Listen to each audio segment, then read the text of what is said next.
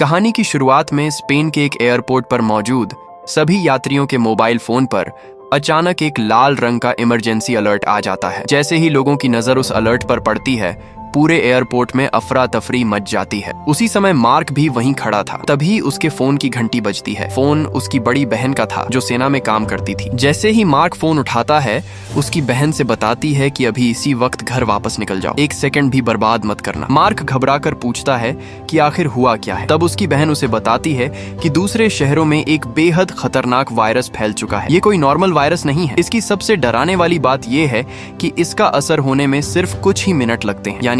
अगर कोई इंसान इन्फेक्टेड हो जाए तो कुछ ही मिनटों के अंदर उसकी हालत पूरी तरह बदल सकती है। जैसे जैसे यह खबर लोगों तक पहुंचती है, पूरे एयरपोर्ट में भगदड़ मच जाती है। लोग अपना सामान तक छोड़कर भागने लगते हैं। उसी पल मार्क को भी पहली बार एहसास होता है कि यह कोई छोटी मोटी परेशानी नहीं, बल्कि सच में दुनिया के खत्म होने जैसी शुरुआत हो सकती है। मार्क तुरंत एयरपोर्ट से निकलकर घर की तरफ रवाना हो जाता है, लेकिन जैसे ही वह सड़क पर पहुंचता है, उसके सामने एक नई मुसीबत खड़ी हो जाती है। सड़क पर गाड़ियों की इतनी लंबी लाइन लगी थी कि दूर दूर तक सिर्फ ट्रैफिक ही दिखाई दे रहा था। हालात हर मिनट और भी खराब होते जा रहे थे, इसलिए वह बिना ज्यादा सोचे अपनी कार वहीं छोड़ देता है।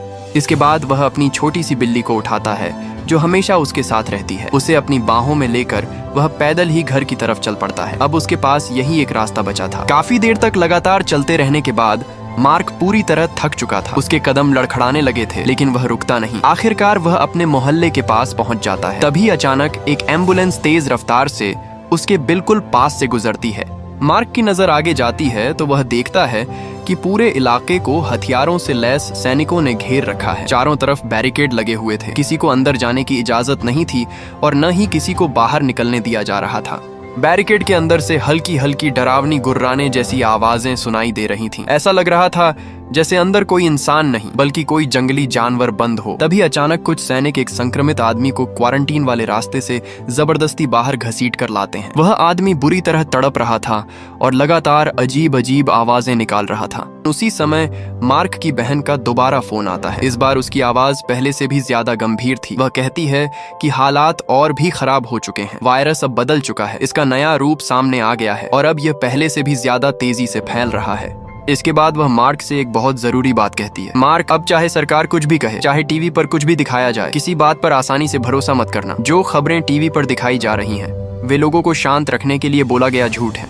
मार्क समझ जाता है कि अगर उसे जिंदा रहना है तो सबसे पहले खाने पीने का सामान इकट्ठा करना होगा। इसीलिए वह सीधे एक सुपरमार्केट की तरफ निकल पड़ता है। मार्क जैसे ही सुपरमार्केट के अंदर पहुंचता है, उसके सामने का नजारा देखकर वह पूरी तरह सन्न रह जाता है। कुछ ही समय पहले तक जहां लोगों की भीड़ खरीदारी कर रही होगी, अब वहां हर तरफ बिखरा हुआ सामान और खाली शेल्फ ही दिखाई दे रहे थे। खाने पीने की लगभग हर चीज पहले ही लूटी जा चुकी थी। लोग डर के मारे जरूरत से ज्यादा सामान उठाकर ले गए थे, इसलिए अब वहां कुछ भी नहीं बचा था। लेकिन इतने मुश्किल समय में भी वह अपनी बिल्ली को नहीं भूलता। उसे पास में रखा डॉग फूड दिखाई देता है। खुद के पास खाने के लिए कुछ नहीं था, फिर भी वह अपनी बिल्ली के लिए डॉग फूड उठा लेता है ताकि कम से कम वह भूखी न रहे। आखिरकार सुपरमार्केट से उसे अपने लिए कुछ भी नहीं मिलता। मजबूर होकर वह पास के एक पेट्रोल पंप की तरफ जाता है। वहां भी लगभग सारा सामान खत्म हो चुका था। काफी खोजने के बाद उसे सिर्फ 3 पैकेट बिस्कुट मिलते हैं। वह वही तीनों पैकेट अपने बैग में रखता है और वहां से बाहर निकल आता है।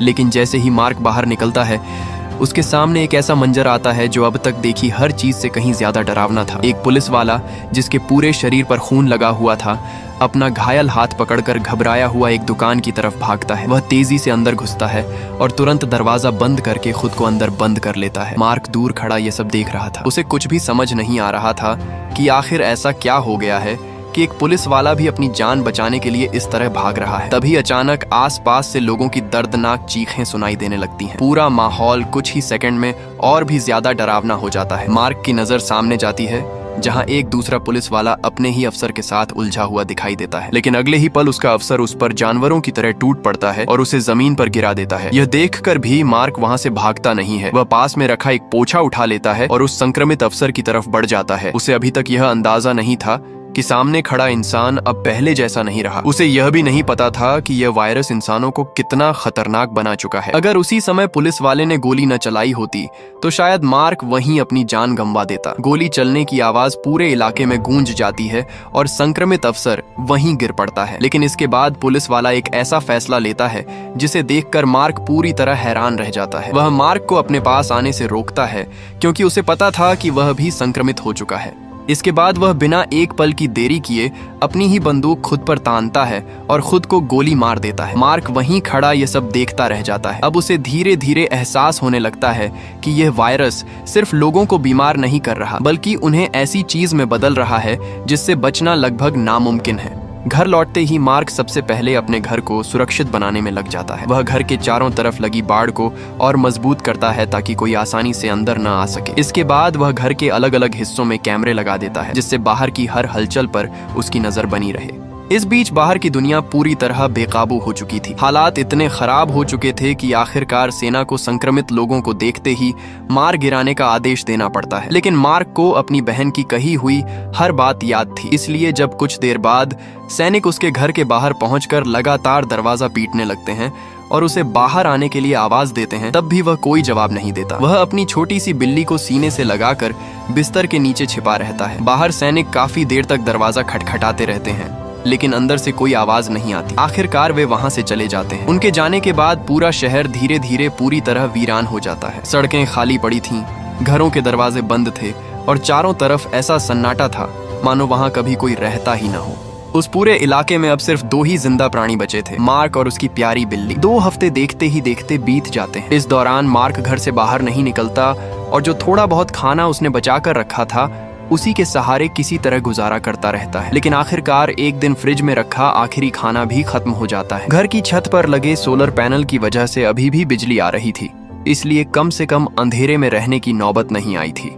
मार्क सबसे पहले अपनी बहन से संपर्क करने की कोशिश करता है। वह उसे अपनी हालत बताना चाहता था और यह भी जानना चाहता था कि बाहर की दुनिया में आखिर क्या हो रहा है। लेकिन जैसे ही वह फोन मिलाता है उसे पता चलता है कि मोबाइल में अब बिल्कुल भी सिग्नल नहीं है। वह बार बार कोशिश करता है लेकिन हर बार नाकामी ही हाथ लगती है। उसी पल उसे एहसास हो जाता है कि अब उसका बाहरी दुनिया से हर रिश्ता पूरी तरह टूट चुका है। अब न वह किसी से मदद मांग सकता था और न ही यह जान सकता था कि कहीं कोई और जिंदा भी बचा है या नहीं। अगर वह अब भी घर के अंदर बैठा रहा तो संक्रमितों से पहले भूख उसे मार देगी। इसलिए आखिरकार वह एक बड़ा फैसला करता है। वह पूरी तैयारी करता है, अपने शरीर को जितना हो सके सुरक्षित ढकता है, एक फिशिंग हार्पून अपने साथ लेता है और अपनी बिल्ली को लेकर खाने की तलाश में घर घर जाना शुरू कर देता है।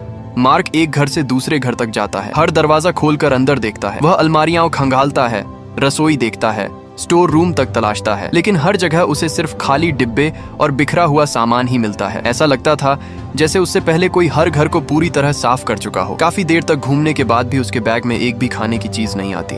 धीरे धीरे उसकी उम्मीद टूटने लगती है। तभी अचानक एक घर के अंदर उसे किसी की हल्की सी आवाज सुनाई देती है। वह सावधानी से अंदर जाता है तो देखता है कि वहाँ एक बुजुर्ग आदमी व्हील चेयर पर बैठा हुआ है। वह कई दिनों से बीमार था और चल फिर भी नहीं सकता था। वायरस फैलने के समय उसके पास भागने का कोई मौका ही नहीं था। पिछले 3 दिनों से उसने कुछ भी नहीं खाया था और अब उसकी हालत बेहद खराब हो चुकी थी।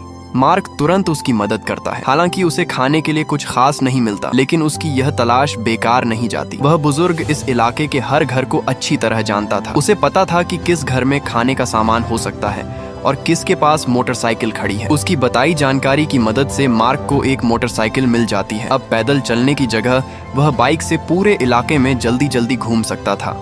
इससे उसकी तलाश पहले से कहीं आसान हो जाती है। उसी दिन दोनों मिलकर जो थोड़ा बहुत सामान इकट्ठा कर पाते हैं उसे रात को मोमबत्ती जलाकर साथ बैठकर खाना खाते हैं। दुनिया भले ही बर्बाद हो चुकी थी, लेकिन उस सुनसान माहौल में दोनों को पहली बार ऐसा महसूस होता है कि शायद अभी भी जीने की थोड़ी सी उम्मीद बाकी है। लेकिन उनकी यह छोटी सी खुशी ज्यादा दिन नहीं टिकती। अगले कुछ दिनों में पूरे इलाके से खाने का आखिरी सामान भी खत्म हो जाता है। अब हर घर पूरी तरह खाली हो चुका था। उन्हें समझ नहीं आ रहा था कि आगे क्या किया जाए। तभी एक रात अचानक हालात बदलने लगते हैं। बुजुर्ग अपने ऑक्सीजन मशीन की मदद से धीरे धीरे मार्क को बताते हैं कि उन्होंने रेडियो पर कुछ लोगों की आवाज सुनी है। रेडियो पर बताया जा रहा था कि कुछ बचे हुए लोगों ने कहीं एक सुरक्षित कैंप बना लिया है जहां अभी भी लोग जिंदा हैं। ये खबर सच है या झूठ इसकी कोई गारंटी नहीं थी। हो सकता था यह सिर्फ एक अफवाह हो, लेकिन अब उनके पास कोई दूसरा रास्ता भी नहीं बचा था। अगर वे वहीं रुके रहते तो भूख से मरना तय था। इसलिए दोनों फैसला करते हैं कि सुबह होते ही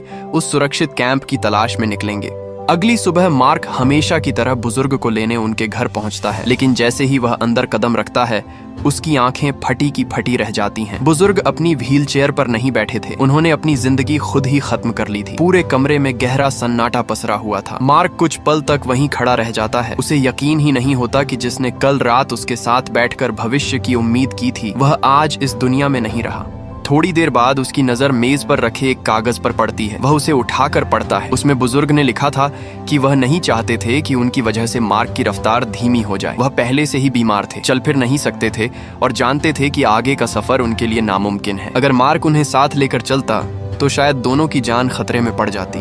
इसीलिए उन्होंने खुद अपनी जान देने का फैसला किया ताकि मार्क बिना किसी बोझ के आगे बढ़ सके। ये पढ़कर मार्क पूरी तरह टूट जाता है। उसकी आंखें नम हो जाती हैं। इस बर्बाद दुनिया में उसने अभी अभी एक ऐसा इंसान खो दिया था जिसने उसे फिर से उम्मीद दी थी, लेकिन मार्क को संभलने का मौका भी नहीं मिलता। उसे बिल्कुल अंदाजा नहीं था कि खतरा पहले ही उसके बेहद करीब पहुंच चुका है। अचानक पीछे से एक संक्रमित आदमी उस पर टूट पड़ता है और उसे जोर से धक्का देकर जमीन पर गिरा देता है। मार्क के हाथ से उसका हारपून दूर जा गिरता है। अब उसके पास खुद को बचाने के लिए कोई हथियार नहीं बचा था। संक्रमित लगातार उसे दबोचने की कोशिश कर रहा था। मार्क पूरी ताकत लगाकर उससे छूटने की कोशिश करता है। दोनों के बीच जमीन पर जोरदार संघर्ष शुरू हो जाता है। किसी तरह मौका देखकर मार्क पूरी ताकत से उसे लात मारता है। संक्रमित थोड़ा पीछे हटता है। उसी पल मार्क पास खड़ी मोटरसाइकिल की तरफ भागता है और उसके दरवाजे जैसी साइड गार्ड का सहारा लेकर संक्रमित को कांच के बीच बुरी तरह फंसा देता है। काफी मशक्कत के बाद वह उसे खत्म करने में कामयाब हो जाता है। लड़ाई खत्म होने के बाद मार्क बुरी तरह हांफने लगता है। उसके हाथ कांप रहे थे और पूरा शरीर थककर जवाब दे चुका था। डर के मारे उसकी हालत खराब थी, क्योंकि यह उसकी जिंदगी का पहला मौका था जब उसे किसी इंसान को मारना पड़ा था। भले ही वह इंसान अब संक्रमित बन चुका था, लेकिन फिर भी यह एहसास उसे अंदर तक तोड़ देता है। वह वहां से जाने ही वाला होता है कि अचानक रुक जाता है। वह वापस उस संक्रमित के पास जाता है, उसकी जेब से उसका पहचान पत्र निकालता है और बड़े सम्मान से उसे उसके सीने पर रख देता है। शायद उसके मन में यही था कि अगर कभी कोई अपना उसे ढूंढने आए तो कम से कम उसकी पहचान हो सके। इस भयानक दुनिया में भी मार्क अपनी इंसानियत नहीं खोना चाहता था। इसके बाद वह अपने घर लौटता है। अब उसे साफ समझ आ चुका था कि इस शहर में रुकना मौत को बुलाने जैसा है। इसलिए वह अपनी मोटरसाइकिल तैयार करता है, अपनी छोटी सी बिल्ली को साथ बैठाता है और दोनों इस उजड़ी हुई दुनिया को छोड़कर एक नई जगह की तलाश में निकल पड़ते हैं। अब उनके सामने सिर्फ एक ही मकसद था, किसी भी तरह जिंदा रहना और उन लोगों को ढूंढना जिनके बारे में रेडियो पर बताया गया था। मार्क अपनी बिल्ली को साथ लेकर मोटरसाइकिल पर सवार होता है और उस उजड़े हुए शहर को छोड़कर आगे बढ़ जाता है। अब उसके पास पीछे मुड़कर देखने की कोई वजह नहीं बची थी। उसके सामने सिर्फ एक ही उम्मीद थी, किसी तरह उन जिंदा बचे लोगों तक पहुंचना जिनका जिक्र रेडियो पर किया गया था। सफर के दौरान वह उस सैन्य क्वारंटीन जोन के पास से गुजरता है जहां कुछ समय पहले तक सैनिकों की कड़ी निगरानी थी, लेकिन अब वहां का मुख्य गेट पूरी तरह बंद था। मार्क सावधानी से अंदर झांक कर देखता है तो उसके होश उड़ जाते हैं। पूरा इलाका बुरी तरह बिखरा पड़ा था। हर तरफ खून के निशान, टूटी हुई गाड़ियां और लाशें पड़ी थीं। ऐसा लग रहा था कि यहाँ बहुत भयानक लड़ाई हुई थी। जिन लोगों ने वहां शरण ली थी वे अब जिंदा नहीं थे। सभी संक्रमितों का शिकार बन चुके थे। जिस सुरक्षित जगह तक पहुंचने की उम्मीद लोग लगाए बैठे थे, वही अब मौत का अड्डा बन चुकी थी। ये सब देखकर मार्क समझ जाता है कि मुख्य सड़क से आगे बढ़ना बहुत खतरनाक होगा। इसलिए वह रास्ता बदल देता है और जंगल के अंदर से जाने वाली एक छोटी पगडंडी पकड़ लेता है। शुरुआत में वहाँ सब कुछ शांत दिखाई देता है, लेकिन जैसे ही वह थोड़ा आगे बढ़ता है, आसपास से धीमी धीमी गुर्राने की आवाजें आने लगती हैं। वह तुरंत मोटरसाइकिल रोककर चारों तरफ देखने लगता है। अगले ही पल उसे एहसास होता है कि जंगल के अंदर बड़ी संख्या में संक्रमित लोग छिपे हुए हैं। वे पेड़ों और झाड़ियों के बीच ऐसे घूम रहे थे जैसे शिकार की तलाश में निकले जंगली भेड़िए हों। वे हर तरफ फैले हुए थे और किसी भी वक्त हमला कर सकते थे। मार्क तुरंत मोटरसाइकिल की रफ्तार बढ़ा देता है, लेकिन संक्रमित भी उसके पीछे दौड़ पड़ते हैं। वे लगातार उसका पीछा करते रहते हैं। मार्क पूरी कोशिश करता है कि किसी तरह वहां से निकल जाए। तभी अचानक सड़क के बीचों बीच लाशों का एक बड़ा ढेर दिखाई देता है। उन्हें बचाने की कोशिश में उसकी मोटरसाइकिल का संतुलन बिगड़ जाता है और वह जोर से सड़क पर गिर पड़ता है। गिरते ही सबसे पहले वह अपनी बिल्ली की तरफ भागता है। उसे सिर्फ यही डर था कि कहीं उसे चोट तो नहीं लगी। वह राहत की सांस लेता है जब देखता है कि उसकी बिल्ली सुरक्षित है। लेकिन राहत का वह पल भी ज्यादा देर नहीं टिकता। पीछे से संक्रमितों की डरावनी आवाजें लगातार नजदीक आती जा रही थीं। मार्क जल्दी से मोटरसाइकिल उठाता है और उसे स्टार्ट करने की कोशिश करता है। वह बार बार इंजन चालू करने की कोशिश करता है, लेकिन इस बार मोटरसाइकिल उसका साथ नहीं देती। इंजन बिल्कुल चालू नहीं होता। हर सेकंड के साथ संक्रमित उसके और करीब पहुंचते जा रहे थे। अब उसके पास कोई दूसरा रास्ता नहीं बचा था। वह मजबूरी में मोटरसाइकिल वहीं छोड़ देता है, अपनी बिल्ली को सीने से लगाता है और पैदल ही अपनी जान बचाकर भागने लगता है। संक्रमित लगातार उसके पीछे दौड़ते रहते हैं। वह बिना रुके भागता रहता है और भागते भागते आखिरकार एक बंदरगाह तक पहुंच जाता है। वहां पहुंचते ही वह जल्दी से एक बड़ा दरवाजा बंद कर देता है। कुछ देर के लिए उसे लगता है कि शायद अब उसने पीछा छुड़ा लिया है, लेकिन उसने संक्रमितों को बहुत कम समझा था। वह जैसे ही दूसरा दरवाजा खोलने की कोशिश करता है, पीछे से जोरदार धमाके की आवाज आती है। संक्रमित कांच तोड़कर अंदर घुसने लगते हैं। मार्क घबराकर तुरंत अंदर की तरफ भागता है। बड़ी मुश्किल से वह उनसे बच निकलता है, लेकिन अंदर पहुंचकर उसे पता चलता है कि पूरा बंदरगाह भी सुरक्षित नहीं है। वहां भी हर तरफ तबाही फैली हुई थी। चारों ओर वीरानी थी और जगह जगह संक्रमित घूम रहे थे। इसी दौरान उसकी नजर किनारे खड़ी एक छोटी सी यॉट पर पड़ती है। उसे लगता है कि शायद समुद्र के रास्ते निकलना ही अब आखिरी उम्मीद है, लेकिन जैसे ही वह यॉट के अंदर कदम रखता है, अचानक वहां मौजूद एक संक्रमित बच्चा उसकी तरफ झपट पड़ता है। यह देखकर मार्क बुरी तरह घबरा जाता है। किसी तरह वह खुद को संभालता है और उस हमले से बच निकलता है। इसके बाद वह बिना एक पल गंवाए उस स्पीड बोट को चालू करता है और समुद्र के रास्ते कैनरी आइलैंड्स की तरफ निकल पड़ता है। उसे उम्मीद थी कि शायद उसकी बहन वहीं होगी और वहां अभी भी कुछ लोग जिंदा बचे होंगे। समुद्र में सफर शुरू करने के बाद मार्क हर बार मौका मिलने पर अपनी बहन के लिए एक नया वॉइस मैसेज रिकॉर्ड करता रहता है। वह उसे बताता है कि वह अभी जिंदा है, कहां तक पहुंच चुका है और आगे क्या करने वाला है। उसे नहीं पता था कि उसकी बहन कभी ये संदेश सुन भी पाएगी या नहीं, लेकिन फिर भी वह हर बार मैसेज छोड़ता था। शायद यही एक उम्मीद थी जो उसे इस उजड़ी हुई दुनिया में आगे बढ़ने की ताकत दे रही थी। उसे लगता था कि अगर वह अपनी बहन से जुड़ा रहेगा तो वह पूरी तरह अकेला महसूस नहीं करेगा।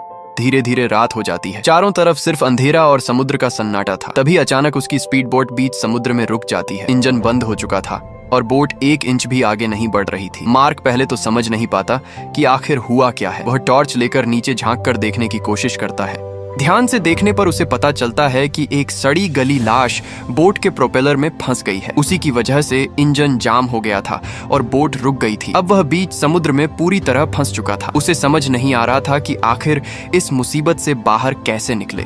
इसी बीच दूर समुद्र में उसे एक बड़ा जहाज दिखाई देता है। पहले तो उसे लगता है कि शायद यह कोई बचाव दल होगा। उसके चेहरे पर कई दिनों बाद उम्मीद की एक हल्की सी झलक दिखाई देती है। वह तुरंत मदद मांगने की कोशिश करता है। धीरे धीरे वह जहाज उसकी तरफ आने लगता है, लेकिन जैसे ही जहाज पास पहुंचता है, मार्क की उम्मीद टूट जाती है। जहाज पर कुछ हथियारबंद आदमी खड़े थे। उनके हाथों में बंदूकें थीं और उनकी भाषा व लहजा भी स्थानीय लोगों जैसा नहीं था। वे साफ तौर पर बाहरी लोग लग रहे थे। वे मार्क को अपने जहाज पर चढ़ा लेते हैं। शुरुआत में मार्क को लगता है कि शायद अब वह सुरक्षित है, लेकिन जहाज पर कुछ समय बिताने के बाद उसे धीरे धीरे सच्चाई का पता चलने लगता है। ये लोग कोई आम बचे हुए इंसान नहीं थे। वायरस फैलने से पहले ही ये अपराधी थे। इनका काम लोगों को लूटना, हत्या करना और डकैती करना था। दुनिया खत्म होने के बाद भी उनकी सोच बिल्कुल नहीं बदली थी। वे अब भी वही सब कर रहे थे, बस अब उन्हें रोकने वाला कोई नहीं था। मार्क को भी उन्होंने इंसानियत दिखाकर नहीं बचाया था। उसके जिंदा रहने की वजह सिर्फ एक थी। मार्क उसी इलाके का रहने वाला था और उसे वहां की हर जगह की जानकारी थी। ये लोग चाहते थे कि मार्क उन्हें ऐसी जगहों तक ले जाए जहां सोना, पैसे या दूसरी कीमती चीजें मिल सकें। उनके लिए मार्क सिर्फ एक रास्ता दिखाने वाला आदमी था, उससे ज्यादा कुछ नहीं।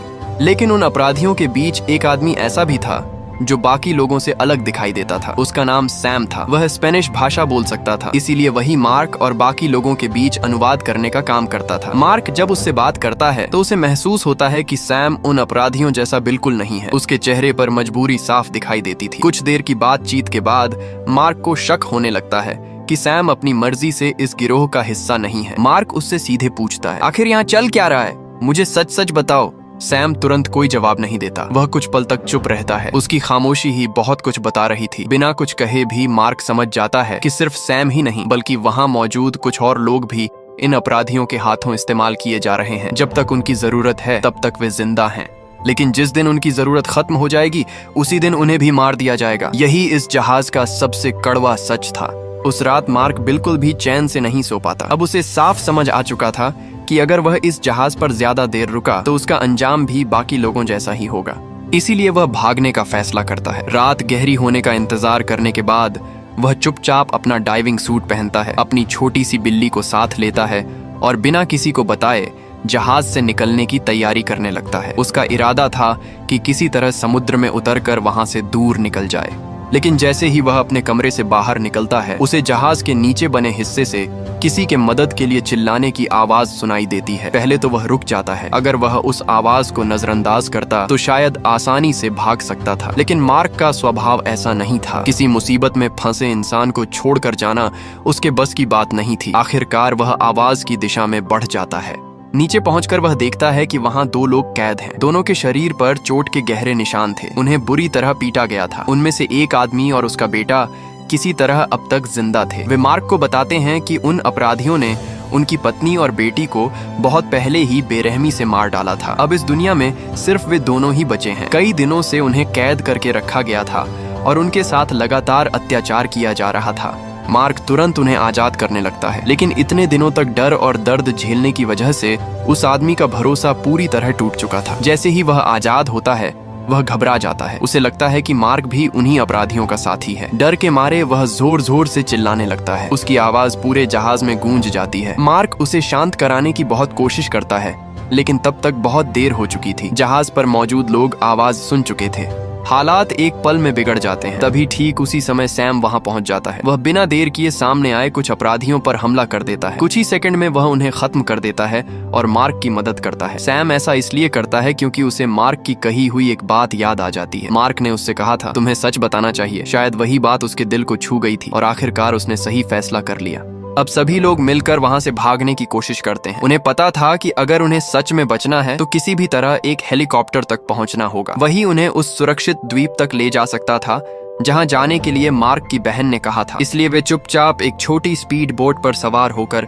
जहाज से निकलने लगते हैं। लेकिन किस्मत एक बार फिर उनका साथ नहीं देती। वे अभी जहाज से थोड़ा ही दूर पहुंचे थे कि अपराधियों की नजर उन पर पड़ जाती है। पीछे से गोलियां चलनी शुरू हो जाती हैं। इसी दौरान एक गोली सैम के कंधे में लग जाती है। वह दर्द से वहीं गिर पड़ता है। उसकी हालत तेजी से बिगड़ने लगती है। मार्क तुरंत स्पीड बोट को किनारे की तरफ मोड़ देता है। जैसे ही वे जमीन पर पहुंचते हैं, वह सबसे पहले सैम की जान बचाने की कोशिश करता है। बिना समय गंवाए वह उसके कंधे में फंसी गोली निकालता है। मार्क जानता था कि सैम का जिंदा रहना बहुत जरूरी है, क्योंकि हेलीकॉप्टर उड़ाना सिर्फ उसी को आता था। अगर सैम बच गया तभी वे सभी उस सुरक्षित द्वीप तक पहुंच सकते थे। उन्हें पता था कि जिस हेलीकॉप्टर की उन्हें जरूरत है वह शहर के अस्पताल में खड़ा है। इसलिए वे बिना देर किए अस्पताल की तरफ निकल पड़ते हैं। लेकिन उन्हें बिल्कुल अंदाजा नहीं था कि वहां पहुंचने के बाद उनका सामना पहले से भी कहीं ज्यादा खतरनाक हालात से होने वाला है। मार्क और सैम किसी तरह अस्पताल तक पहुंच जाते हैं, लेकिन वहां पहुंचते ही उन्हें एहसास हो जाता है कि हालात पहले जैसे बिल्कुल नहीं रहे। अस्पताल के बाहर और अंदर हर तरफ सन्नाटा पसरा हुआ था। जगह जगह टूटे हुए सामान, बिखरा हुआ मेडिकल उपकरण और खून के निशान दिखाई दे रहे थे। ऐसा लग रहा था कि यहाँ भी कुछ समय पहले बहुत भयानक तबाही हुई थी। वे अभी ठीक से चारों तरफ देख ही रहे होते हैं कि अचानक बड़ी संख्या में संक्रमित लोग उनकी तरफ दौड़ पड़ते हैं। दोनों के पास लड़ने के अलावा कोई दूसरा रास्ता नहीं बचता। किसी तरह वे उनका सामना करते हैं और वहां से निकलने की कोशिश करते हैं, लेकिन इस लड़ाई में उनका काफी समय और ताकत दोनों खर्च हो जाते हैं। संक्रमितों से बचने के बाद मार्क घायल सैम का सहारा देकर अस्पताल के अंदर ले जाता है। पूरे अस्पताल में घुप अंधेरा था। बिजली कब की जा चुकी थी। सामने का रास्ता भी साफ दिखाई नहीं दे रहा था। इसीलिए मार्क अपने बैग से एक ग्लो स्टिक निकालता है और उसी की हल्की रोशनी में धीरे धीरे आगे बढ़ने लगता है। हर कदम बहुत संभल कर रखा जा रहा था, क्योंकि उन्हें नहीं पता था कि अगले मोड़ पर क्या उनका इंतजार कर रहा है। काफी देर तक तलाश करने के बाद वे आखिरकार ऑन ऑपरेशन थिएटर तक पहुंच जाते हैं। लेकिन ऑपरेशन थिएटर के अंदर का नजारा देखकर उनकी उम्मीद टूट जाती है। वहां न दवाइयां बची थीं और न ही कोई जरूरी मेडिकल उपकरण। जो कुछ भी था वह या तो पहले ही लूटा जा चुका था या पूरी तरह बर्बाद हो चुका था। मार्क समझ जाता है कि अगर उसे सैम की जान बचानी है तो उसे अस्पताल के किसी और हिस्से में जाकर दवाइयां ढूंढनी होंगी। वह अपनी बिल्ली को ऑन ऑपरेशन थिएटर के एक सुरक्षित कोने में छिपा देता है और सैम से कहता है कि वह यहीं उसका इंतजार करे। इसके बाद वह अकेला दवाइयों की तलाश में अस्पताल के अंदर निकल पड़ता है। मार्क एक एक कमरे की तलाशी लेने लगता है। वह अलमारियां खोलता है, मेडिकल स्टोर देखता है और हर जगह ध्यान से खोजता है। तभी अचानक उसे ऊपर की तरफ बने वेंटिलेशन डक्ट से किसी औरत और कुछ बच्चों की आवाज सुनाई देती है। पहले तो उसे यकीन नहीं होता कि इतने दिनों बाद भी यहाँ कोई जिंदा हो सकता है। वह आवाज की दिशा में बढ़ता है और सीढ़ियों से ऊपर चला जाता है। उसे उम्मीद थी कि शायद ये लोग उसकी मदद कर सकें और सैम का इलाज भी हो जाए। लेकिन जैसे ही मार्क ऊपर पहुंचता है, उसकी हल्की सी आवाज भी एक संक्रमित का ध्यान अपनी तरफ खींच लेती है। अगले ही पल वह संक्रमित उस पर हमला कर देता है। मार्क तुरंत उसे जोरदार लात मारता है। वह पीछे की तरफ गिरता है और खिड़की से टकरा जाता है। मौका मिलते ही मार्क उसे खत्म कर देता है, लेकिन इस लड़ाई की आवाज पूरे अस्पताल में गूंज जाती है। अब कई और संक्रमित उनकी तरफ आने लगते हैं। ऐसे समय में मार्क सबसे पहले अपनी जान बचाने के बारे में नहीं सोचता। उसके दिमाग में सिर्फ एक ही बात थी, सैम सुरक्षित है या नहीं। वह तुरंत पूरी रफ्तार से वापस ऑपरेशन थिएटर की तरफ भागता है, लेकिन वहां पहुंचकर उसके पैरों तले जमीन खिसक जाती है। ऑपरेशन थिएटर पूरी तरह खाली था। न वहां सैम था और न ही उसकी प्यारी बिल्ली। दोनों अचानक गायब हो चुके थे। मार्क घबराकर चारों तरफ देखने लगता है। उसे समझ नहीं आता कि आखिर कुछ ही मिनटों में दोनों कहां चले गए। तभी अचानक पास की दीवार में छिपा एक गुप्त दरवाजा खुलता है। अंदर से एक महिला बाहर आती है और मार्क को जल्दी से अपने साथ अंदर आने का इशारा करती है। मार्क बिना देर किए उसके पीछे अंदर चला जाता है। अंदर पहुंचकर वह देखता है कि सैम और उसकी बिल्ली दोनों सुरक्षित हैं। दरअसल अस्पताल की हेड नर्स समय रहते उन्हें उस गुप्त जगह पर ले आई थी। वहां सिर्फ वही महिला नहीं थी, उसके साथ एक और महिला और 3 छोटे बच्चे भी मौजूद थे। ये सभी लोग वायरस फैलने के बाद किसी तरह जिंदा बच गए थे और कई दिनों से अस्पताल के इस छिपे हुए हिस्से में रह रहे थे। उनकी मदद से आखिरकार सैम के कंधे में फंसी गोली निकाल दी जाती है और उसकी जान फिलहाल बच जाती है। इसके बाद मार्क हेड नर्स को अपनी पूरी कहानी बताता है। वह उसे अपनी बहन के बारे में बताता है, सुरक्षित द्वीप के बारे में बताता है और यह भी बताता है कि उन्हें वहां तक पहुंचने के लिए हेलीकॉप्टर की जरूरत है। मार्क की बात सुनने के बाद हेड नर्स उन्हें एक बेहद अहम जानकारी देती है। वह बताती है कि अस्पताल के पीछे वाले हिस्से में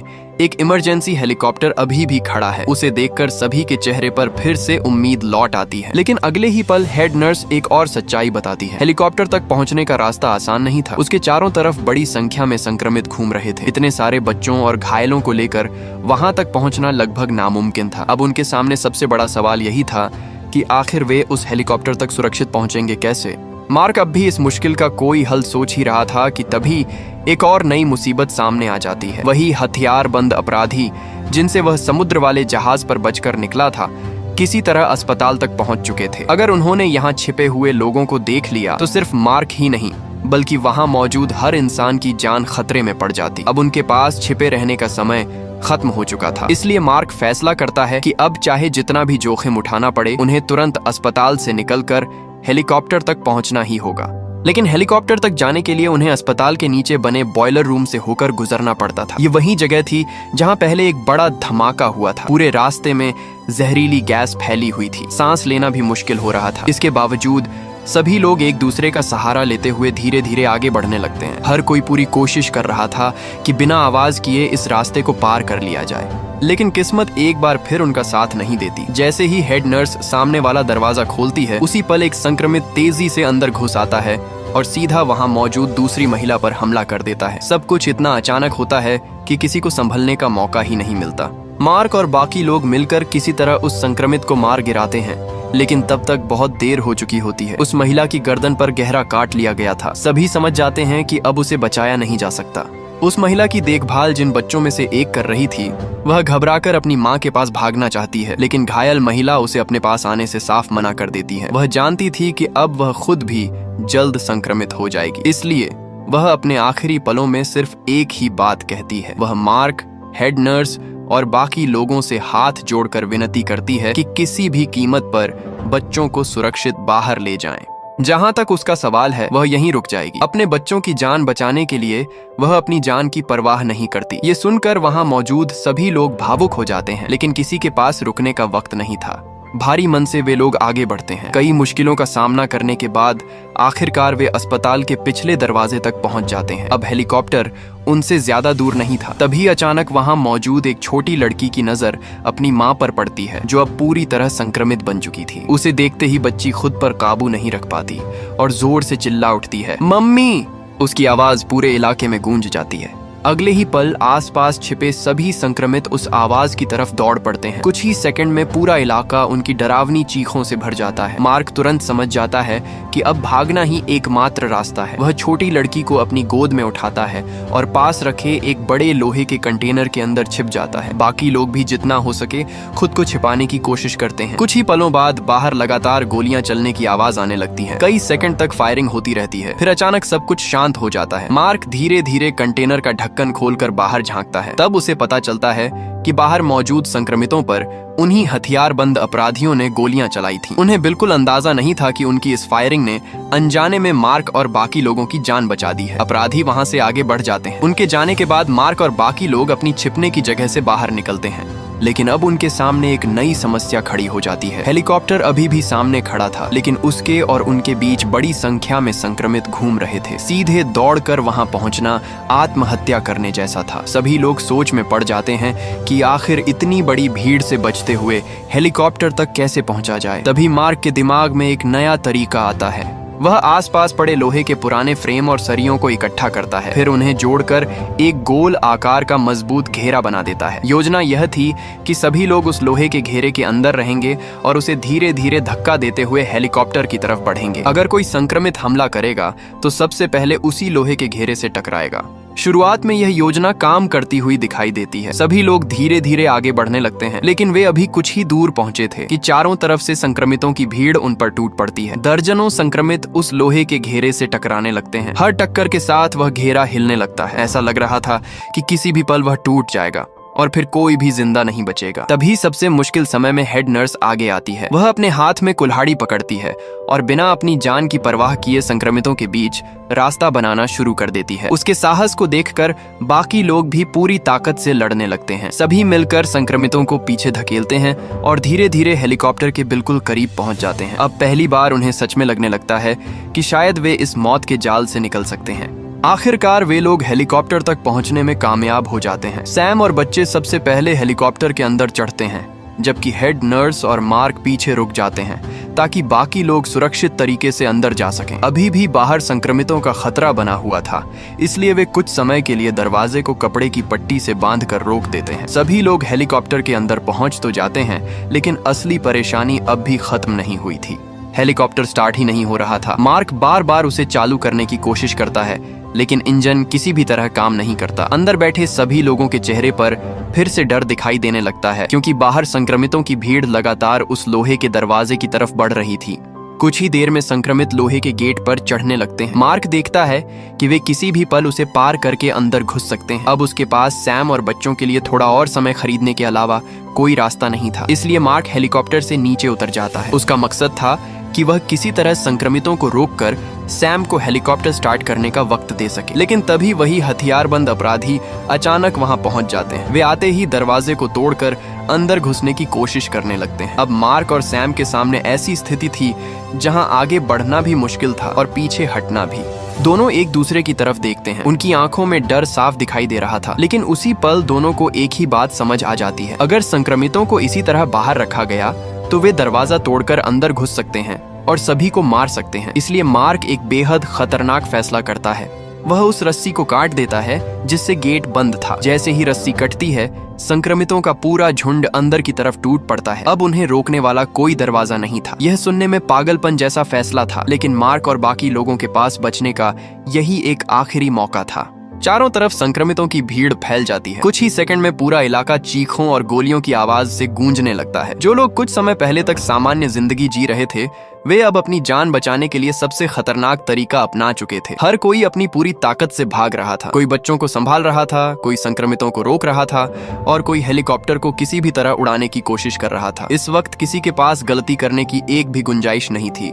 आखिरकार मार्क भी अपनी पूरी ताकत लगाकर हेलीकॉप्टर की तरफ भागता है। वह नीचे लटक रही रेस्क्यू सीढ़ी को पकड़ लेता है। उसके पीछे संक्रमित लगातार उसका पीछा कर रहे थे। मार्क सीढ़ी को दोनों हाथों से कसकर पकड़ता है और अपनी पूरी ताकत से ऊपर चढ़ने लगता है। हर सेकंड उसे लग रहा था कि नीचे से कोई संक्रमित उसे पकड़ लेगा, लेकिन वह रुकता नहीं। किसी तरह वह खुद को ऊपर खींचता है और आखिरकार हेलीकॉप्टर के अंदर पहुंच जाता है। कुछ ही देर बाद हेलीकॉप्टर हवा में उड़ जाता है। नीचे पूरा शहर तबाही में डूबा हुआ था, लेकिन मार्क, उसकी बिल्ली, सैम, बच्चे और बाकी बचे हुए लोग आखिरकार उस नरक से बाहर निकल चुके थे। इतने दिनों तक मौत से भागने के बाद पहली बार उनके चेहरों पर राहत दिखाई देती है। हर किसी को यकीन नहीं हो रहा था कि वे सच में बच गए हैं। वे एक दूसरे को देखते हैं और उनके चेहरों पर जीत की मुस्कान आ जाती है। लेकिन मार्क की सबसे बड़ी खुशी अभी बाकी थी। आखिरकार उसका फोन फिर से सिग्नल पकड़ लेता है और वह अपनी बहन से संपर्क करने में कामयाब हो जाता है। इतने दिनों से वह जिस आवाज को सुनने के लिए तरस रहा था, आखिरकार उसे अपनी बहन से बात करने का मौका मिल जाता है। मार्क उससे अपनी हालत बताना चाहता है और यह जानना चाहता है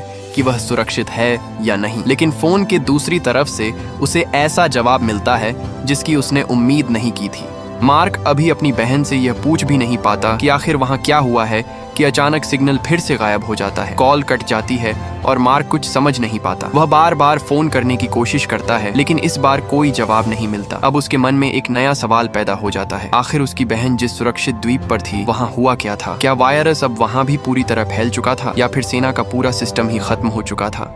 फिल्म इस सवाल का कोई साफ जवाब नहीं देती। डायरेक्टर कहानी को एक खुले अंत के साथ खत्म करता है और आगे की कहानी के लिए कई सवाल छोड़ देता है। आखिर सुरक्षित द्वीप पर असल में क्या हुआ, यह दर्शकों के लिए रहस्य बना रहता है।